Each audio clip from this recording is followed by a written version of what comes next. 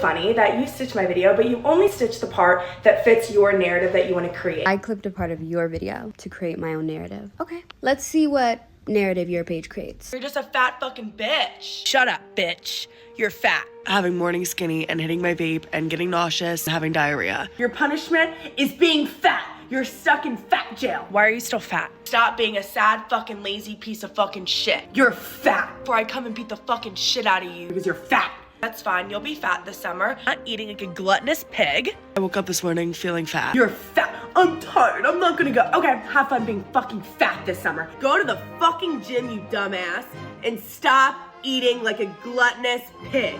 Got off your fat ass. Health conditions, shut up. There's no health condition that's going to make you obese. See, Jacqueline, this is not personal. I've had the pleasure of never coming across your account. However, my followers have. Your content, along with other women's content that are spewing this very hateful rhetoric about fat bodies, are not only impacting them, but society as a whole. We don't live in a vacuum, and eating disorders are the second deadliest mental illness behind opioid addiction. So this ain't no just scroll situation. Just because that is how you feel, and that might be how others feel, does not make it law. You said, for a fact, that you can't live happily, mentally, or physically in a fat body.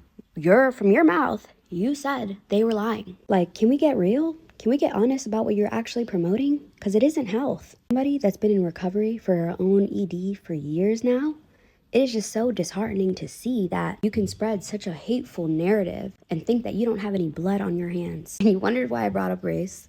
Look up the racial origins of fat phobia. Seek help and get a diary. You were cropping again too much. Extremes cannot be healthy, but since fat activists can say whatever they want, anyone should. The narrative is narrating.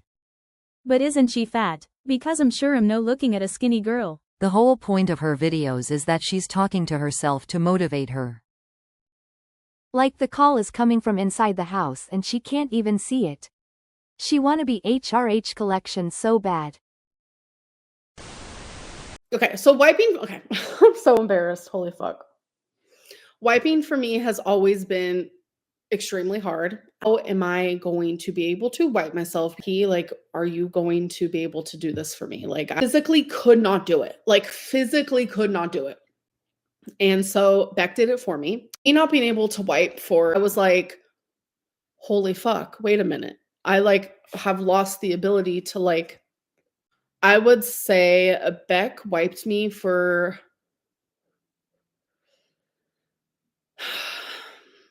I would say a good 9 months. I know a lot of people are going to forever make this a meme. Moral of the story is it's my fault because of my size. People asking like, did Feline do that? No.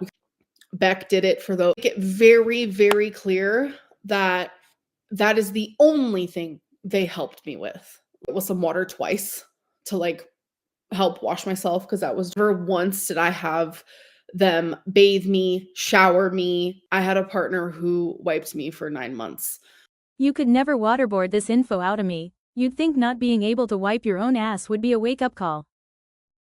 Hire a nurse? She had a caregiver named Beck, aka her girlfriend. She always used to say she could do everything and it was fat-phobic to think otherwise. She would rather have negative attention from admitting this than no attention at all. People would rather potentially die from getting weight loss surgery than remain fat and have the repercussions of fat phobia thrust upon them. And a lot of people are talking about Remy right now because of the podcast episode with her and Chloe talking about her weight loss surgery. And I have something even more deep, I think, for us to discuss. I don't think anyone is surprised by any like plus size influencer getting weight loss surgery or doing Ozempic, whatever it might be, because we are in the rebranding of heroin chic of the late 1990s and early 2000s. So it's not shocking. It still hurts a little bit, you know? And I think in the podcast, there was a lot of really intense discussions about like health as it ties to fatness. And I just want to be very clear that there are a lot of fat people who are perfectly healthy. And I want to be very clear again that health does not define your worth. There are people who are chronically ill who will never have a clean bill of health. And do they not deserve to live a life worth living without people shitting on them and without access to healthcare? Everyone is entitled to their privacy. Nobody owes anybody an explanation for anything. And when you have a large social media following and you are essentially showcasing your weight loss journey and showing people like how much weight you've lost, etc., maybe without saying it specifically, but still like you being there showing that, and like making people believe that like this just happened with like changing eating habits and like making better conscious decisions, makes people feel like they can do the same thing if they just do those choices. And it's important for us to disclose how and why you got here, right? Not that it was just like, I stopped drinking soda or I started eating more salads. Like, no, the truth is that like 80% of your stomach is gone. And a high percentage of weight loss from people who do weight loss surgeries is because they can't keep their food down. They suffer from constant nausea or constant purging of food because they cannot keep their food down. Protein does not get absorbed the same way. Your body doesn't store muscle in the same way. It essentially eats it. I've done numerous research studies on weight loss surgery. My mom had weight loss surgery in the early 2000s, and there are lots of complications that nobody wants to talk about, but we are more willing to be thin with lots of complications than to be fat and deal with the repercussions of anti-fatness. But maybe it comes down to death or surgery. As a woman who has lived in a fat body my entire life, there is a lot of side effects to being fat too. Is high blood pressure and type 2 diabetes fat phobia? Why do you want people to stay miserable and unhealthy? You sound like Amberlynn Reed. When you feel yourself getting full, stop eating. It's that simple. A lot of people stop eating once they're like full.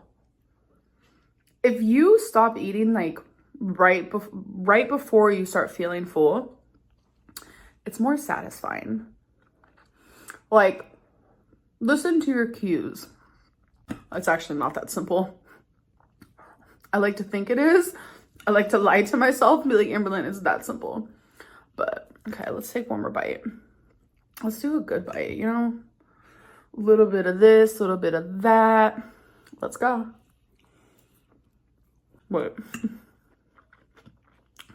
One more. I'm about to like hit that point where I'm like, oh.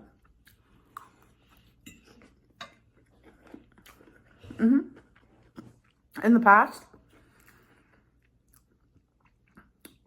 I could definitely probably eat about half more of this. Let's put it back in the container so I can have leftovers. Just eat slower. She's such a nutritionist. I love Delusionalyn. She's my favorite Lynn. Gluttony is an act of sin, so we must have control in everything. Cause if you don't have self-control and you want more, you get greedy, and that's where Satan intervene. Remember, being fat is not morally a bad thing. Just because diet culture brainwashed you into thinking it was, doesn't make it true. Fat people are valuable human beings. If you don't think so, unlearn your fat phobia. It's weird how you categorize fat people as valuable human beings only by being fat. Isn't that thinphobic of you? And where is the logic? Why is fat valuable? Why is the value connected to weight? How does the weight influence the value of a person? Fat people are valuable human beings, yes, but as a fellow fat person, there is still class. This is class. I need to eat more often. I usually only eat 1 to 2 meals, like normal meals a day, and I feel like that's just not working for me anymore. I kind of want to start eating like 5 meals a day, like not meals per se, but like 5 times a day, whether they be snacks or meals, and not really have a rhyme or reason for any meal. Like, I don't really care about eating breakfast at breakfast. I don't really care about eating a snack for breakfast. I just eat when I want it. If I want breakfast at night, I'll have it then. If I want dinner in the morning, I'll have it then. And I know a lot of people question why I do that. I think it's mainly just because I want to eat when I want to eat and what I want to eat. I've been getting a lot hungrier by only eating once or twice a day with like random little snacks. It's And I feel like I'm also not choosing the right type of foods. I don't deprive myself, but I'm just not, I just need to tweak it a little bit more so I feel more satisfied. In the words of Dr. Now, you've already eaten the food that belongs to the next 4 years. I don't deprive myself. The only true thing she's ever said. Scale doesn't lie. People lie. Dr. Now. She talks like food is happening to her. What in the Dr. Now is she talking about?